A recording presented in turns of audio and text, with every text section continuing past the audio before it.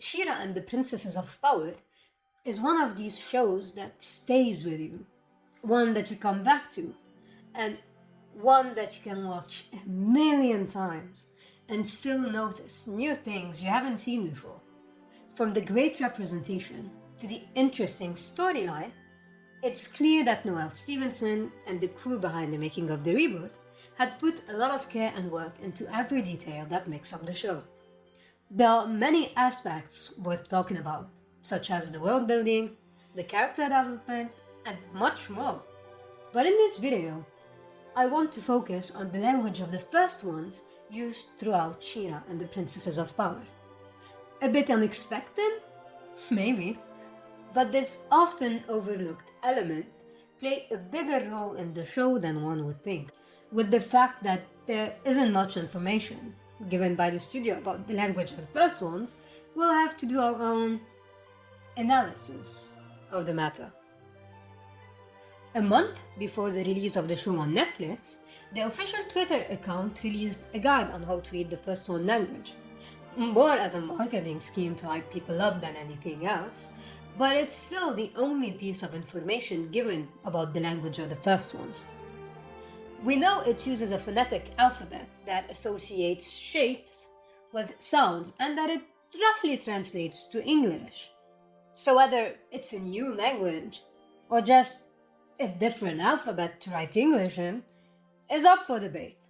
As such, we'll focus on what's unique to it, its written alphabet itself. At first glance, we can see that this alphabet is full of geometrical shapes, sharp edges, and straight lines, similar to runes or Phoenician written alphabet or other old languages known to man. This link helped mystify the first ones through their language, giving the viewer the impression that they really are looking at the language of a lost civilization. However, it also differs from the usual old or modern language in the fact that the letters aren't tied up in a linear shape, with the words themselves often forming a structure of their own, giving room for a writer's individuality to shine and an outlet for them to express their identity.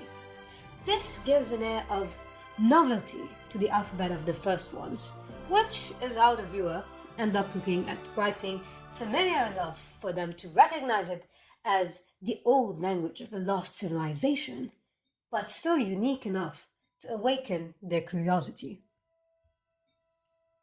Another interesting thing to note is the way the words are connected. Tied together through lines, they end up spreading the transcript all over the surface that serves as a support to the alphabet. At first glance, there's something familiar in that. They look almost like a motherboard circuit. Okay, we'll get back to that later, because once we get into the show, we realize that this language's utility doesn't lie in its understanding or vocalization, as most of the viewers don't know how to read the alphabet of the first one, and it's not exactly spoken or used in the character's daily life, but it lies more in its visual presence. This brings us to our second point, its appearances and what it means. In the show, the language of the first ones first appears when Adora touches the sword and meets Lighthope in the first episode, The Sword Part 1, already drawn a connection between the first one's civilization and these weird symbols the viewer has yet to understand. These symbols will end up showing a lot throughout the series, in both the first one's tech and buildings, emphasizing the constant and looming presence of the first ones in the show. We also see the way they light up whenever any first one's tech is used, or how they change color when infected. The first one's alphabet doesn't limit itself to objects, however. We can also see it on multiple occasions spread over characters' bodies similar to tattoos.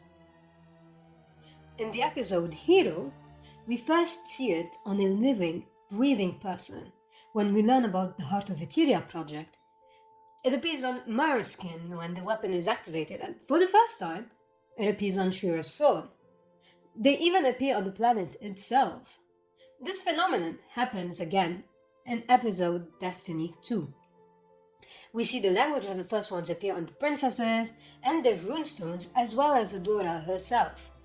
There we can clearly see the way the first one's language was used during Adora's times, as they don't only look like a motherboard circuit, as mentioned before, but also act like one, connecting the multiple parts of a bigger machine, siphoning the energy of each and transferring them to where they need to be, here being Shira's sword. But they also act as restraints, shackling down Etherea's magic and everyone else involved in the first one's machinations. This reinforces the first one's tie to technology and the artificial, and the way they saw Etherea, the princesses, and most importantly, Shira, as nothing more than a part of their machine with no choice in the matter.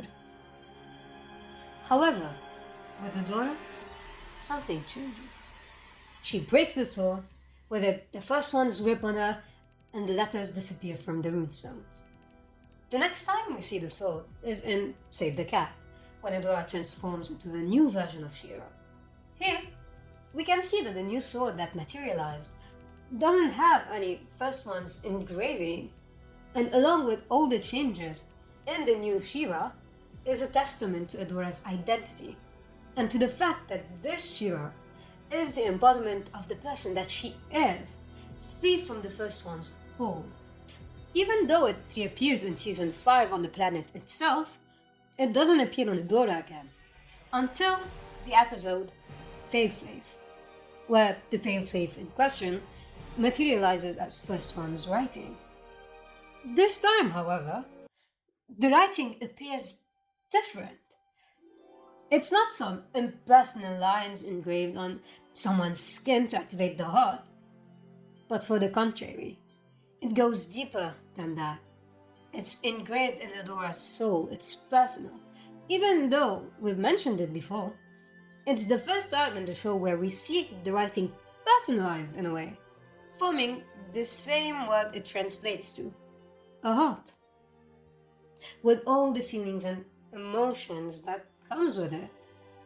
The first one's language in the show doesn't just help us immerse ourselves in the story or connect the narrative dots, but its appearance and evolution is also an outlet for both the story's progress and the character's growth, so showing us how the authentic nature of things triumph over outside influences. And I hope the next time you watch Shira, you'll look at it in a different light.